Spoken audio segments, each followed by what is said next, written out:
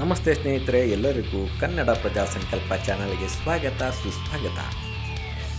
ನೀವಿನ್ನೂ ನಮ್ಮ ಚಾನಲ್ನ ಸಬ್ಸ್ಕ್ರೈಬ್ ಮಾಡಿಲ್ಲ ಅಂದರೆ ಇವಾಗಲೇ ಸಬ್ಸ್ಕ್ರೈಬ್ ಮಾಡ್ಕೊಳ್ಳಿ.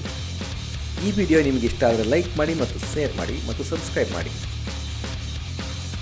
ನಿನ್ನೆ ಕೊಲಂಬೋದ ಆರ್ ಪ್ರೇಮದಾಸ ಕ್ರೀಡಾಂಗಣದಲ್ಲಿ ನಡೆದಂತಹ ಭಾರತ ಹಾಗೂ ಶ್ರೀಲಂಕಾ ತಂಡಗಳ ನಡುವೆ ಮೊದಲ ಏಕದಿನ ಪಂದ್ಯ ರೋಚಕ ಟೈಯಲ್ಲಿ ಅಂತ್ಯಗೊಂಡಿದೆ. ಟಾಸ್ ಗೆದ್ದಂಥ ಅಸಲಂಕ ನೇತೃತ್ವದ ಶ್ರೀಲಂಕಾ ಪಡೆ ಮೊದಲಿಗೆ 230 ರನ್ಗಳನ್ನು ಗಳಿಸಿ ಭಾರತ ತಂಡಕ್ಕೆ 231 ರನ್ನುಗಳ ಗುರಿಯನ್ನು ನೀಡುತ್ತೆ. ಆದರೆ ಈ 231 ರನ್ನುಗಳ ಗುರಿಯನ್ನು ಬೆನ್ನತ್ತಿದ್ದಂತಹ ಭಾರತ ತಂಡ, ಅಂದರೆ ರೋಹಿತ್ ಶರ್ಮಾ ನೇತೃತ್ವದ ತಂಡ ಹಾಗೂ ಭಾರತ ಕ್ರಿಕೆಟ್ ತಂಡದ ಲೆಜೆಂಡ್ ಆಟಗಾರ ಗೌತಮ್ ಗಂಭೀರ್ ತರಬೇತುದಾರರಾಗಿ ಮೊದಲ ಪಂದ್ಯ, ರೋಹಿತ್ ಶರ್ಮಾ ಮತ್ತು ಗೌತಮ್ ಗಂಭೀರ್ ಕಾಂಬಿನೇಷನ್ನ ಮೊದಲ ಪಂದ್ಯ ಇದಾಗಿತ್ತು. ಈ ಪಂದ್ಯ ರೋಚಕವಾಗಿ ಟೈಯಲ್ಲಿ ಅಂತ್ಯವಾಗಿದೆ. 231 ರನ್ನುಗಳ ಗುರಿಯನ್ನು ಬೆನ್ನತ್ತಿದಂಥ ಭಾರತ ತಂಡ ಆರಂಭದಲ್ಲಿ ರೋಹಿತ್ ಶರ್ಮರವರ ಅರ್ಧಶತಕದೊಂದಿಗೆ ಉತ್ತಮವಾಗಿ ರನ್ಗಳನ್ನು ಕಲೆ ಹಾಕುತ್ತೆ. ಆದರೆ ಮಧ್ಯಮ ಕ್ರಮಾಂಕದಲ್ಲಿ ಕುಸಿತವನ್ನು ಕಂಡಂತಹ ಭಾರತ ತಂಡ ಒಂದು ಹಂತದಲ್ಲಿ ಗೆಲುವಿನ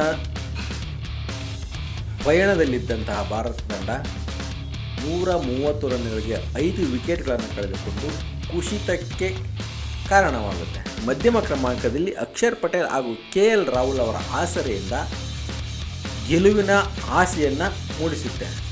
ಆದರೆ ಅಂತಿಮವಾಗಿ ಈ ಇಬ್ಬರ ವಿಕೆಟ್ಗಳನ್ನು ಕಳೆದುಕೊಂಡ ಭಾರತ ತಂಡ ಶಿವಮ್ ದುಬೆ ಆಸರೆಯಾದರೂ ಕೂಡ ಪಂದ್ಯವನ್ನು ಗೆಲುವಿನ ಕಡೆಗೆ ಕೊಂಡೊಯ್ಯಲು ವಿಫಲರಾಗ್ತಾರೆ.